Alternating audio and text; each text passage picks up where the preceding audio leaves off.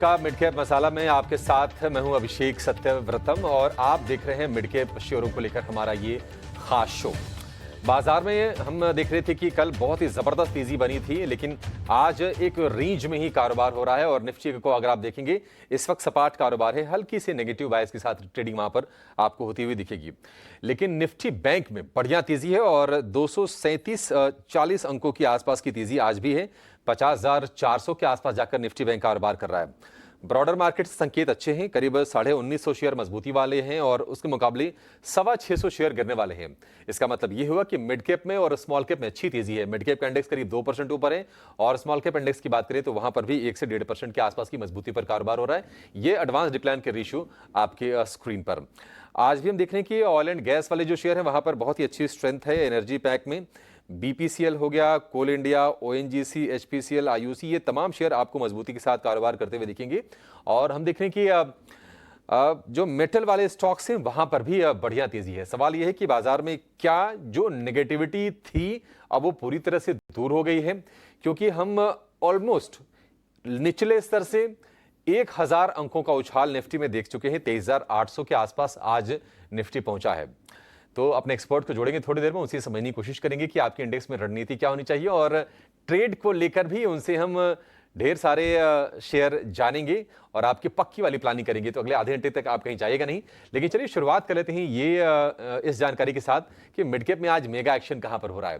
3 तस्वीरें आपकी स्क्रीन पर आएंगी, उसके जरिए आपको पता लग जाएगा कि आज का जो फ्लेवर है वो क्या है।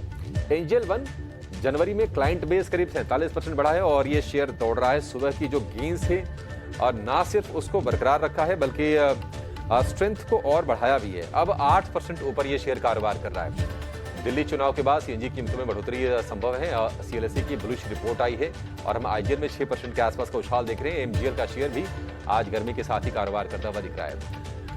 जेके टायर के नतीजे कमजोर आए थे और कमजोर नतीजों के बाद हम देख रहे हैं कि शेयर में 3% के आसपास की कमजोरी है। मुनाफा 77% घटा है और मार्जिन पर भी दबाव आया है। तो निश्चित तौर पर एक छोटा सा हम कह सकते हैं कि झटका यहां पर जेके टायर के शेयर के लिए लगा है। लेकिन आज ऑयल एंड गैस के अलावा एक और खेमा बजिंग है और वो है मार्केट प्लेटफॉर्म स्टॉक्स का। एक्सचेंज वाली कंपनियां, कैपिटल मार्केट से जुड़ी कंपनीज, उसमें एंजल वन तो है ही। आप बीएसई को देखिए, एमसीएक्स, आईएक्स, सीडीएसएल, कैम्स, ये तमाम शेयर आज मजबूती के साथ कारोबार करें। कैम्स में 6.5% के आसपास की शानदार तेजी है और सीडीएसएल में 4.5-5% के आसपास की मजबूती पर कारोबार हो रहा है। तो ये कुछ और की हाइलाइट्स हैं आज के सत्र के। लेकिन चलिए अपने एक्सपर्ट को जोड़ते हैं और उनसे समझते हैं कि बाजार में आखिरी के जो 3 घंटे बचे हैं, क्या इंडेक्स में कोई ट्रेड बन रहा है, ये समझेंगे और उसके बाद उनसे उनके पसंद के शेयर भी बाजार में जानेंगे।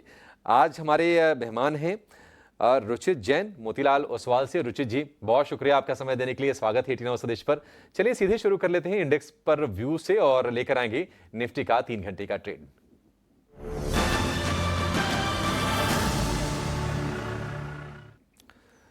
रुचित जी, कल की बड़ी तेजी, एफआईआईज का पार्टिसिपेशन, सेंटिमेंट के लिहाज से एक बूस्टर था कि 800 करोड़ रुपए की एफआईआईज की बाइंग आई है।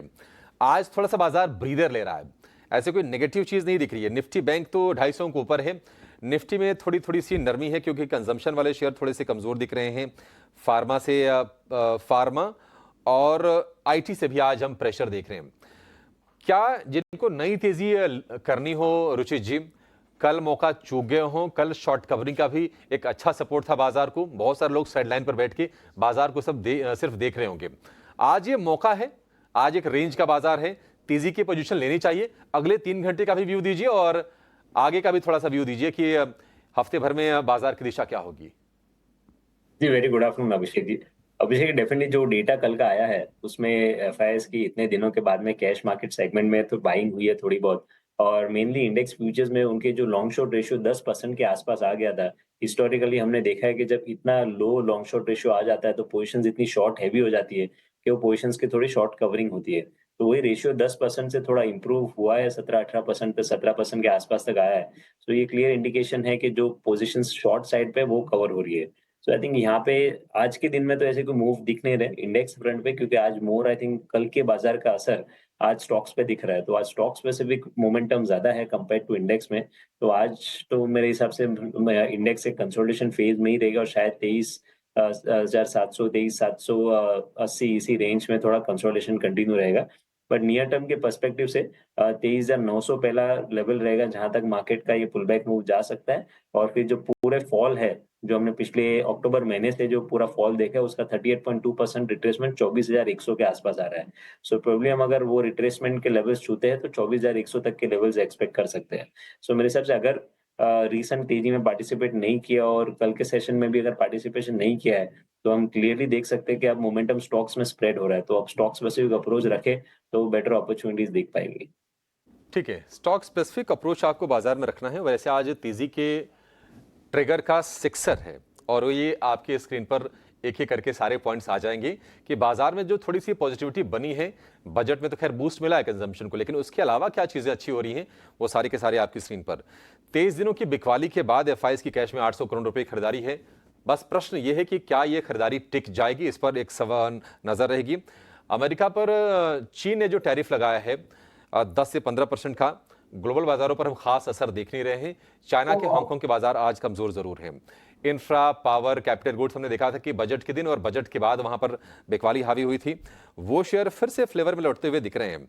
तो ये अच्छा देखिए, कैपेक्स से 11.25 लाख करोड़ रुपए का आया था, कोई निराशाजनक चीज नहीं थी। पता नहीं कैसे वो नेगेटिविटी बिल्ड हो गई थी, लोग उम्मीद थोड़ा ज्यादा कर लिए थे, लेकिन ठीक ठाक है कैपेक्स, इसमें कोई दो राय नहीं है। रुपये में लोअर लेवल से रिकवरी आ रही है। 87 रुपये 29 पैसे का भाव हो गया था, यह रिकॉर्ड स्तर था, वहां से हम देख रहे हैं कि थोड़ी रिकवरी आई है। और आरबीआई की क्रेडिट पॉलिसी है शुक्रवार को, यानी कि परसों, और उम्मीद यह है कि ब्याज दरों में यानी कि रेपो रेट में 0.25% की कटौती हो सकती है। और यही नहीं, तीसरी तिमाही के जो नतीजे आए हैं बहुत अच्छे, तोड़-फोड़ नहीं आए हैं, लेकिन कहीं ना कहीं जो सबड्यूड नंबर्स की, थोड़ी सी सुस्त नंबर की आशंका थी, उसके मुकाबले कर देखेंगे तो थोड़ी सी पॉजिटिविटी वहां से भी निकल के आ रही है। तो ये कुछ ट्रिगर्स हैं बाजार में जो कल की तेजी बनी और आज जो बाजार सस्टेन कर रहा है कल के अपने स्ट्रेंथ को, उसके पीछे की। लेकिन रुचि जी ये बताइए कि आपने कहा कि स्टॉक स्पेसिफिक बाजार में अप्रोच होनी चाहिए, तो लोगों के लिए थोड़ा मुश्किल होता है, आपके लिए काम आसान होगा। बताइए आपने क्या खोज के निकाला है, अगर किसी को लेना है, अगर स्टॉक स्पेसिफिक अगर कोई ट्रेड, तो आपकी नजर कहां पर है?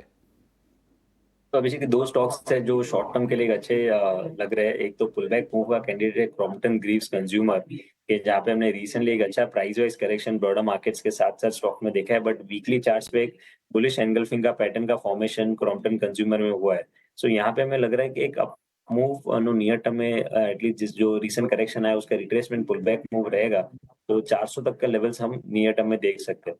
तो 350 के नीचे स्टॉप लॉस रखे खरीदारी करने की सलाह है क्रॉम्पटन में 400 के अराउंड के टारगेट्स के लिए।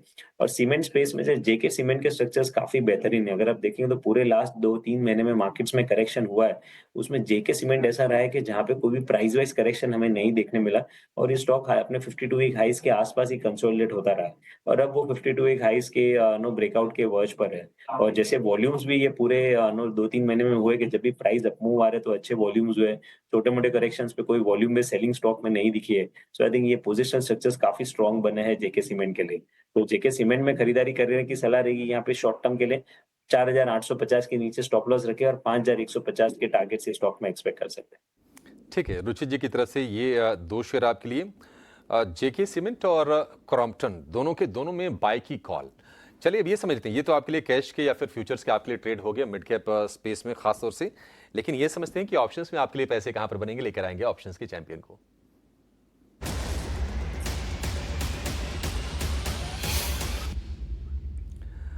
और ऑप्शन का एक बढ़िया ट्रेड बताने के लिए हमारे साथ जुड़ गए हैं निर्मल बंग के अमित भुगतानी। अमित, बहुत शुक्रिया आपका समय देने के लिए, स्वागत है।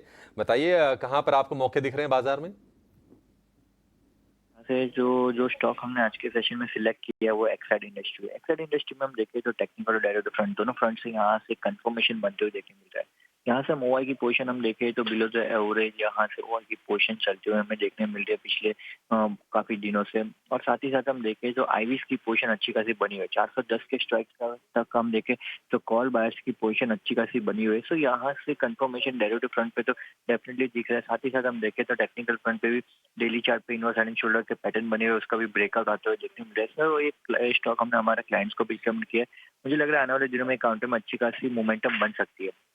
अगर ये काउंटर आज के दिन में नेक्स्ट 1 से 2 दिन के अंदर 382 के ऊपर क्लोजिंग दे देता है तो अपसाइड में 410 से 415 के रेंज तक काउंटर जाने के चांसेस बनते हैं। सो लॉन्ग की पोजीशन क्रिएट करने की सलाह रहेगी एक्साइड इंडस्ट्री में।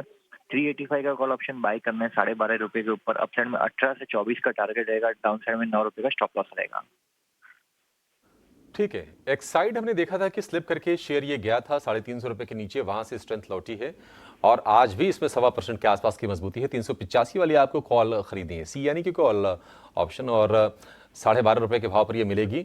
लक्ष्य 18 रुपए, स्टॉप लॉस 9 रुपए, अधिकतम मुनाफा 9,900, अधिकतम नुकसान 6,300 रुपए का। ये है अमित की तरफ से आपके लिए स्ट्रेटजी। एक रेंज का कारोबार हो रहा है और निफ्टी बैंक की बात करें तो 260 अंकों की तेजी हम निफ्टी बैंक में दिख रहे हैं।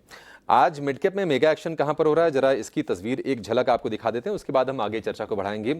मिड कैप में जो तेजी वाले शेयर है उसमें हिंदुस्तान जिंक में आज अच्छी तेजी है 6% की। ऑल इंडिया 5.5-6% ऊपर है। बायोकॉन में हम देख रहे हैं कि फिर से एक्शन लौटा है, 350 रुपए के नीचे गया था शेयर, ये वहां से स्ट्रेंथ दिखा के फिर से 400 रुपए के आसपास पहुंचने की कोशिश कर रहा है। और कैपिटल गुड्स वाले शेयर जो बिकवाली का शिकार हो रहे थे, कल भी अच्छी तेजी थी और आज भी अच्छी तेजी हम देख रहे हैं।